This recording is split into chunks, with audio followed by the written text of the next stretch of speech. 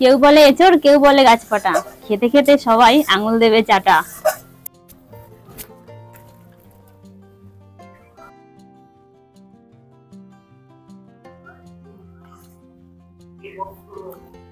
দারুণ এটা। পিসগুলো দেখো পুরো একদম মাংসের মতো।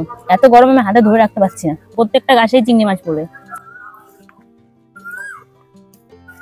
আজকে করব ইঁচড় চিংড়ি, তাই জন্য বাজার থেকে এই যে ছোট দেখে একটা ইঁচড় নিয়ে এসেছি, আর চিংড়ি মাছগুলো আগেই ধুয়ে কেটে পরিষ্কার করে নিয়েছি। আমি এখন এঁচড়টা কেটে নেবো, তার জন্য হাতে সর্ষের তেল আর বটিতেও সর্ষের তেল লাগিয়ে নেবো।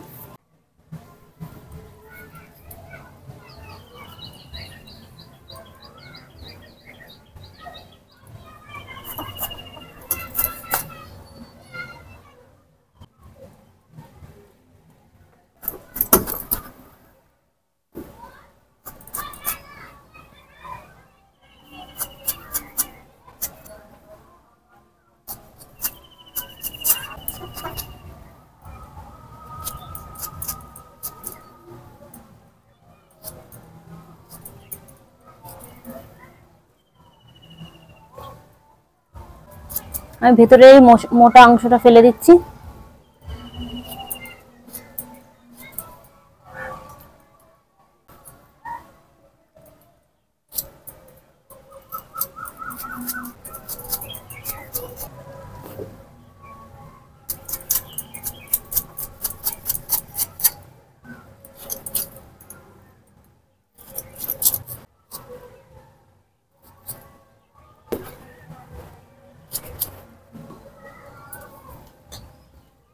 এঁচড় সব কেটে নিয়েছি, আমি এর ভিতরে আলু দেবো।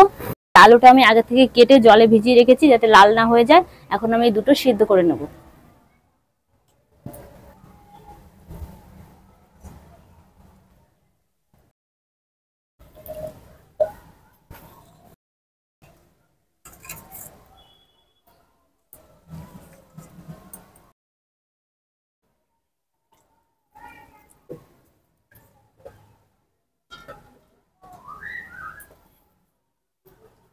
এই এঁচড় রান্না করার জন্য আমি এখানে দুটো টমেটো বেটে নিয়েছি, রসুন, আদা, শুকনো লঙ্কা বাটা, জিরে গুঁড়ো, ধনে গুঁড়ো, পেঁয়াজ কুচি আর গরম মশলা গুঁড়ো। এখানে গোটা গরম মশলা নিয়েছি, একটা তেজপাতা, এখানে একটা শুকনো লঙ্কা, গোটা জিরে, গোটা ধনে, আর নিয়েছি ঘি।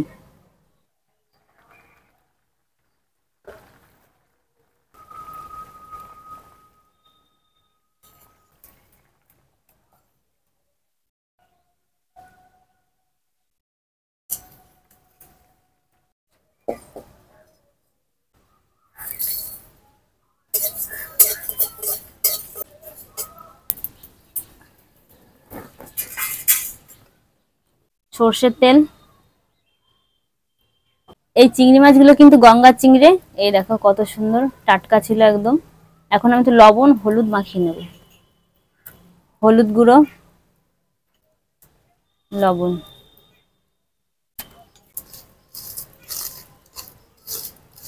এখন আমি ভেজে নেব।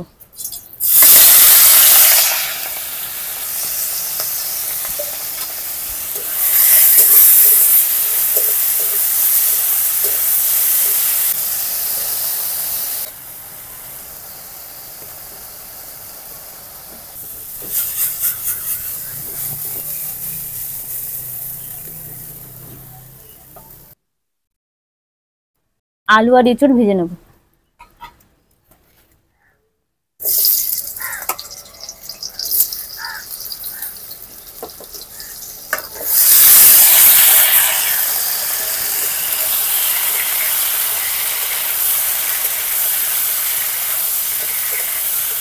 লবণ,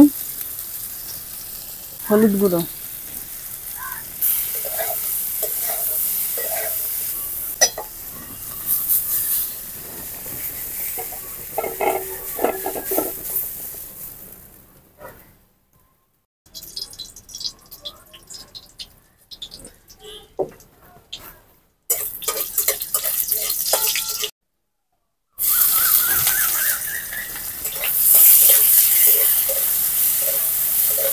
আদা রসুন বাটা,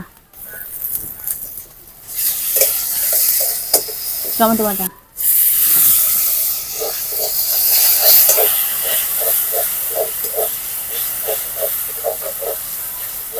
শুকনো লঙ্কা বাটা,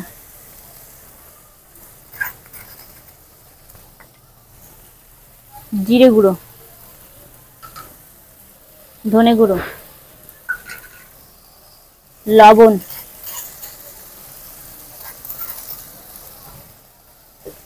হলুদ গুঁড়ো,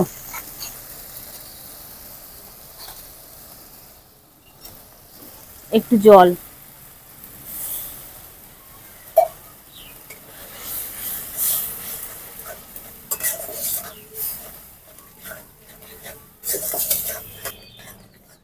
কষানো হচ্ছে না, আজকে দুপুরটা পুরো গাছ পাটাতেই জমে যাবে। কেউ বলে এঁচড়, কেউ বলে গাছ পাটা, খেতে খেতে সবাই আঙুল দেবে চাটা।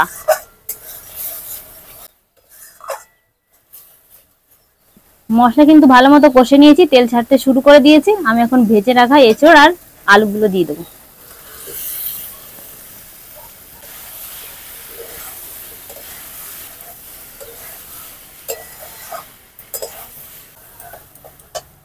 চিংড়ি মাছ,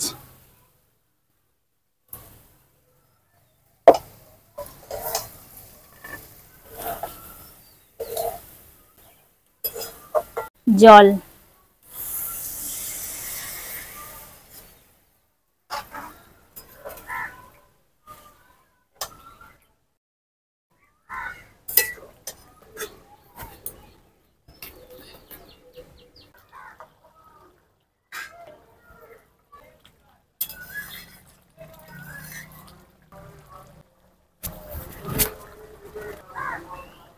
ভাজা মশলা,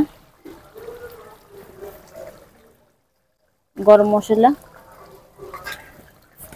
ঘি।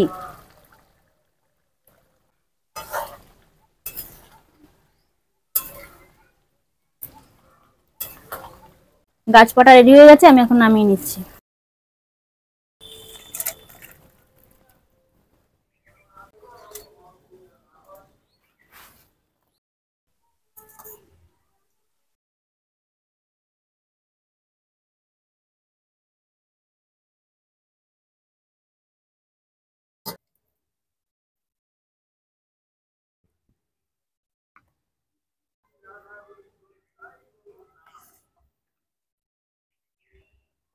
মাংসের তরকারিটাকেও হার মানিয়ে দেবে এই গাছ পাঠা। দারুণ হয়েছে। পিস গুলো দেখো পুরো একদম মাংসের মতো। এত গরম আমি হাতে ধরে রাখতে পারছি না।